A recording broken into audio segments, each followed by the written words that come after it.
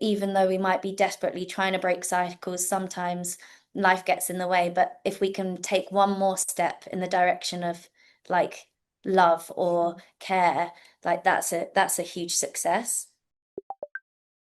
I promise you, I'm going to see you very soon. I'm going to give you both a big squeeze. We've taken everything into consideration, and we believe it's in the best interest of the children to keep them in foster care. So, first and foremost, I want to start with my thoughts because it is a beautifully crafted, superbly scripted, wonderfully acted film full of life, love, joy, and hope. And I really want people to know that because Daisy, I feel like I'm gonna be like, thank you. it's so important because now can I tell you to can invite you, Daisy, to tell people what it's about, and they might be surprised by my description of or my reaction to the film. Yes, it's a very joyful and human uh, film, but it's really about a woman played by Posy Sterling called Molly, who's coming out of prison and trying to get her children back. And yeah, particularly kind of this catch-22 within the system that makes it incredibly painfully difficult for women to be able to, yeah, take power over a situation, which I deeply connected to having been homeless myself. Um, but she ends up meeting or re-meeting her friend from school, from college, and they end up, yeah, just becoming magical, amazing friends. And it's played by Idil Ahmed, Amina. And yeah, it's really what happens when we allow ourselves to be loved and the depth of community and support and the women end up taking destiny into their own hands in a secret way. Secret way. Well, to me, it was kind of like it was like a superhero film, but Mm. with real life heroes, and absolutely founded in truth. So, Daisy, I wonder if you could just tell us a little bit about the 5 years it took you to write this script, Amazing. following the success of your halfway documentary. And for people who don't know, if you could tell us a little bit about that and how it led not to another documentary as you might have been expecting, but to Lollipop, a fictional account. Yeah, what a journey. What a journey. Well, where to start? So in 2013, me and my mum's sister were made homeless, and I had never made a film before, but I ended up documenting it in order to kind of take power in a situation that felt incredibly powerless. And I think there was something magical that I experienced once we turned it into a film and it came out, once we were rehoused, of what happens when we take our pain and we turn it into something powerful and beautiful. And I was awarded BAFTA Breakthrough, and I was approached by the film's producers, Lollipop's producers, two amazing people called Cecilia and Olivier. And yeah, they asked if I'd ever thought about writing, which I hadn't at all. But I knew about these women that I felt compelled to, you know, create space for them to be heard. And and so I felt like if I could write it, I could write moments like joy and levity and humor. And yeah, so I started doing that, but I didn't I had no idea what would become of it. And then I was going to say like I Googled like how to write a film. I really didn't know what I was doing, but what I found is story really is an innate human heart experience, and we all have access to limitless creativity. And I think sometimes we think we have to have gone to a certain place or have grown up in a certain area or whatever in order to be able to access this. But I have experienced learning on the job and just speaking from and writing from my heart. And that really was how Lollipop was born. Absolutely. And I really get that sense because we all know what it feels like to not feel safe and Mm. not feel heard. So there's some real basics in there, isn't there? That even if you've not been through that system that Molly has, there's plenty to for anyone to connect to. And Posy, I wonder if you could tell us about when you first got the script. I understand it was a really profound moment for you. It was a really profound moment for me. I remember receiving the script and reading it and had to sort of double take, you know. And I ended up needing to read it 7 times before going in to meet Daisy May. I just felt that I really knew her, and I couldn't quite believe it because of the journey I've been on myself in terms of I'd been doing a lot of research about women who were pregnant in prison because of a role that I'd been playing with Clean Break Theatre Company, and about the amount of children that go into care in this country due to women going into prison, and that had been over a 2-year period before Lollipop. So I just couldn't quite believe really that it's like I'd been preparing for it without realizing. And I mean, it's all we were talking about in our first meeting, because it's just something I care so deeply about. And to be able to, I would say, my interpretation of Molly, shall we say, Daisy May says is who you imagined, I guess. And it was just this really magical moment, and I just really understood her and really wanted to fight for her, with her. I had this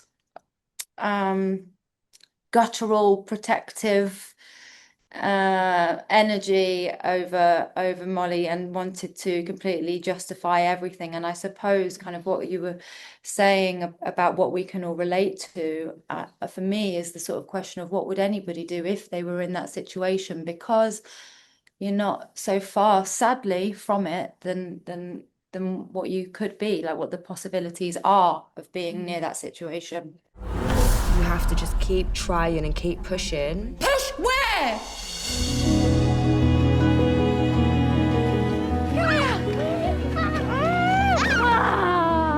Play a game? Yeah. Let's play a game. I need you to play hide and seek. How quick can you get your bag? In 5, in 4. What are you doing? Hurry up and get your bag. You can't do this. Yes, I can. I'm your mum. No, Ava, run. I don't want you to get in trouble. I'm not. I love you, Mummy. I love you. When we were casting with Lucy Pardy, who does stuff for Rox and Andrea and Arnold, and it's just incredible. She said very early on, like, let's go into the process, but I just want to say I've got my eye on someone that I think is incredible, and I'd love to show you her short film. Oh yeah. Which was Sweatbox, and I watched it, and yeah, it was just this, like, you had this raw openness. I feel like I could really cry. Sorry. No, no, yeah, no. I feel like I could cry. Because I just watched it and I was like, because even though I remember always speaking about this joyometer, that I wanted, that even though whatever Molly was going through, she carried so much light, and she carried it. She wore her heart on her sleeves, and her heart is bursting open in every scene. Sometimes too much, or like she kind of is told that it's too much, Right. and but that's the way she lives her life. And then when Pose walked through the door, because we did casting in person, Pose was the first person that we actually saw, and I couldn't believe that what I'd written on the page, someone just walked in the room as, and it really did feel like Pose was like born for the role, and this kind of coming together of us, when as soon as we were in that room, we just had a shorthand of like how we communicated. We got each other deeply immediately, and we both, yeah, and I guess like we created a really safe space from that moment, and foundationally going through like casting and workshop and rehearsal into production, where with film, you think you've got control, but you don't really have much control over all the different moving parts, and things can shift and change. But me and Pose just had this kind of like anchor that was deeply rooted in purpose. Like, why did we want to make this film? Yeah. Who is it for? And Pose just like carries that light. That's what I feel, in your heart, like on and off screen, and carries that incredible, ferocious, like lioness, beautiful spirit that Molly has. So yes, the dreamiest of dreams to be able to that we met. Yeah, and it feels. Also, Sorry, go on, Posy. no, I just wanted to say it felt like that in a similar way with knowing I just need to meet Daisy May. I just need, when I saw this script, I felt like I knew I just needed to know who she is. And in how you see me, I see you. And I think that's kind of how this sort of non-verbal communication was happening a lot of the time, and actually was quite minimal in verbal communication when we were on set, wasn't it? Yeah. It was, which is how it, because it's felt. Yeah. It's so It felt. is felt, and I Yeah. really want to commend you on that, because that you convey so much with such an efficient script. Like there's one bit where you boot open your mum's door and you go, "Mum, where's my passport?" And that tells you everything you need to know about your relationship with your mum. So, oh my God, what? Sorry, can I say what, because that's ADR and you were hid behind a curtain. Is that ruining it? Is that ruining it? It just made me laugh. I'm sorry. I'm No, sorry. no, What came but to my head? No, Sorry, I don't say that. but for me, what I'm saying is, it's just it's I you everything is visceral in a way, and the way you convey what's going on is absolutely relatable to, and done so efficiently through who you are other than what you're saying, and I really want to commend that, because it's also very hard to convey all those feelings with facts. And I know that you did a lot of research around the legalities of it and the professionalism that Molly was up against. So, Daisy, I wonder if you could tell us a bit about that, and especially with the person that ended up in the film. What's her name? Sherma Polydor Perrins. Oh, Oh Sean. yeah. Oh, sure, sure. Yeah. Well, thank you for feeling it. I guess just on that note, like I'm really interested, or yeah, I'm such a feeler and you're such a feeler. And it was really important that I guess when I was writing, and also coming from a documentary background and like observing life, like I wanted it to, the room, what the room smells like, that you can see, what you can like almost taste the food, and like there's all these kind of, yeah, it's a very kinetic experience. And then when we were working together, it was very much like rooted in the body, and what is the body feeling as it's going through these experiences, especially something like a child being removed from a mother. It's a womb sensation, and it gets you right there.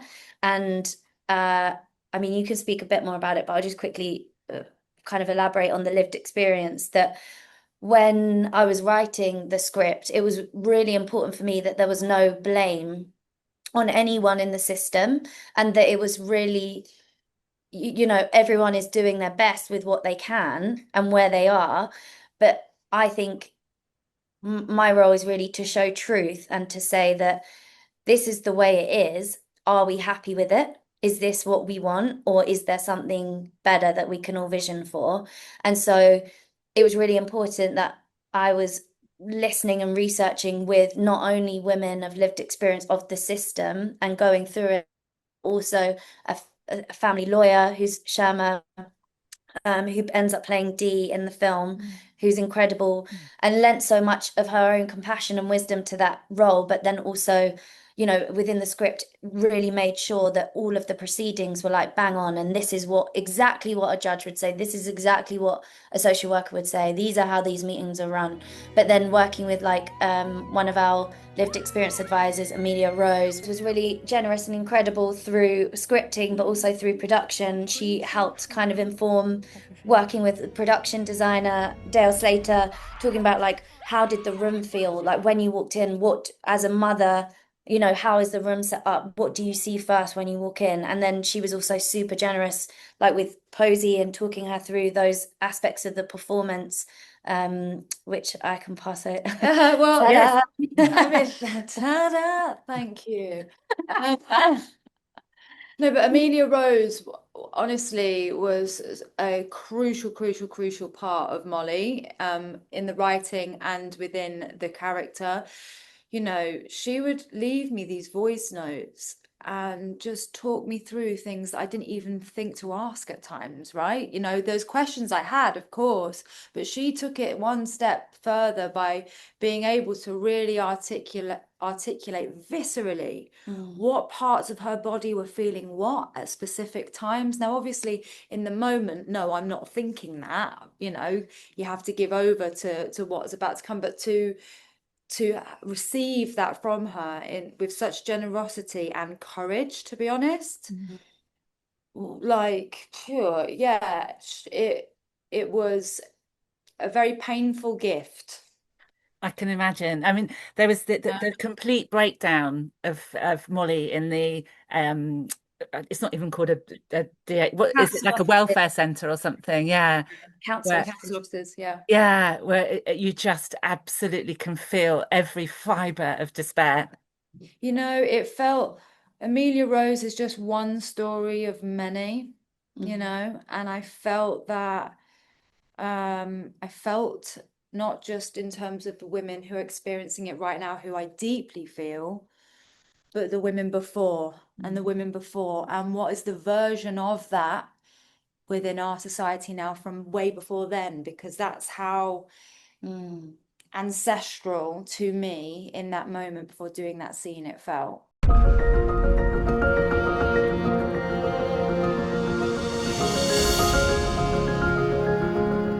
Really missed you though. I've missed you. You did your best, darling. Sometimes your best ain't good enough, Mum. And I thought it was really important as well that we didn't know what Molly had done, why she was in prison, so we couldn't judge her in any way. We just are with Molly in that moment. And like with all these women that have been to prison for not paying their TV license or something crazy for a few months, having not that we need to know what they've done, because the fact that they have their children removed is more punishment.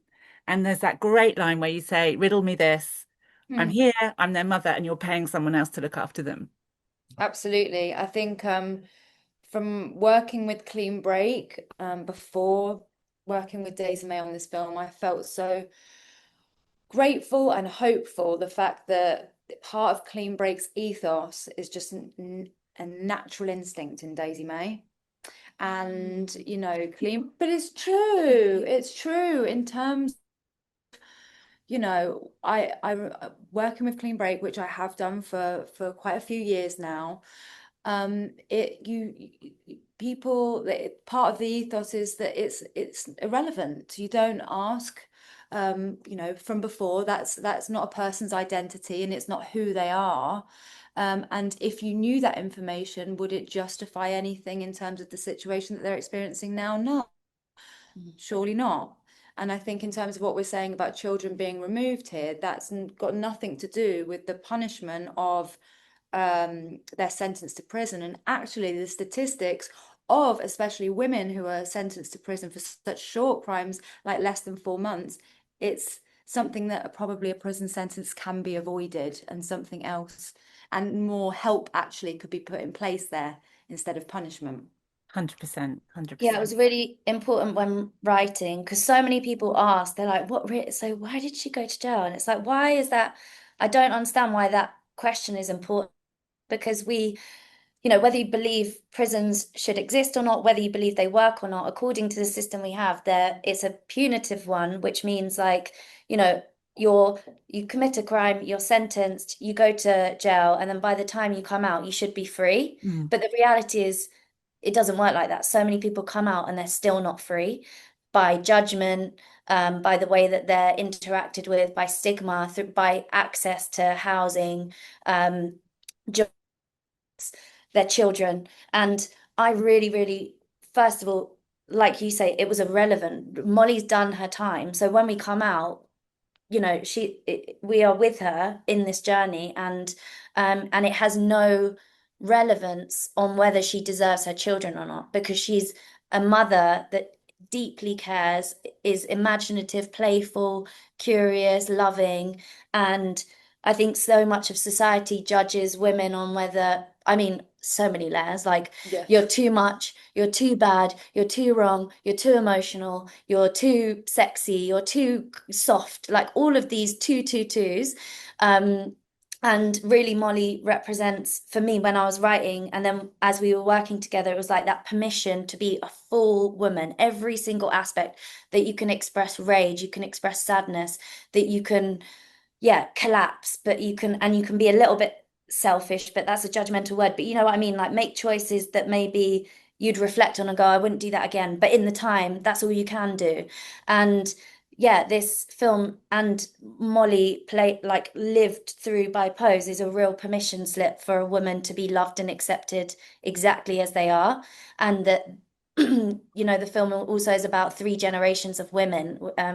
Terry Ann Cousins plays Sylvie, and then the incredible Tegan Mia Stanley Rhodes plays Ava. And there's so much mirroring and kind of swapping, and mothers parenting daughters and daughters parenting mothers. And, you know, everyone is doing their very best, and they may be intentional about wanting to break the cycles, but sometimes, you know, life isn't as easy as that. And the film also is really in kind of, I guess, is important to create a context, and the fact that, you know, even though we might be desperately trying to break cycles, sometimes life gets in the way. But if we can take one more step in the direction of like love or care, like that's a huge success. Oh my goodness, Daisy, that is just fantastic what you've just said. And we're going to have to wrap up. But I just want to get, you know, have you seen it with another audience, and what's been the best reaction that you've had from people? Posy, I wonder if you could say. I mean, I couldn't say what's the best reaction, because honestly, the outpour of love is so overwhelming. And I think that for me is what is so important, either for someone to resonate with it so much to feel seen, or for them to learn something that they didn't know before. But the fact is, they're all feeling together on it, and to be able to witness that at the moment and to feel it with everyone is pretty magical, to be honest. Yeah. Thank you so much. I'm so sorry we're out of time. Yeah. She said. Yeah, there's like people coming out the screen and being like, I need to call my mum. Someone saying, you know, can you come and have a chat with me a minute? I need to like share this thing that I experienced as a child that I've never told anyone, but I want to like talk to a stranger about this, because suddenly there's a shared vulnerability. And some guy said, I've got a fire in my belly to like make change in politics that I've like missed for a couple of years. And one guy was, you know, really in a lot of emotions, because he had finally kind of seen represented what he experienced. And then women, like last year we premiered at Edinburgh Film Festival, and there was a woman there who was in the middle of proceedings with the care proceedings, and she told me, because she came again in Edinburgh 2 days ago, and it makes me feel emotional. She said like the film gave her hope at a Yes. time where she didn't know whether she was going to get her kids back, but it was a vision for like anything is possible. And so that's, you know, there's so much, but we're grateful for it all, and it's just like we're in a bubble of love at the minute, I feel. 100%. Oh, thank you so much. It's been an absolute privilege to speak with you both, and really good luck with the film. You can take whatever you want from me. You're never gonna take my joy. Your love is magic. Do you know that? It does magical things to people.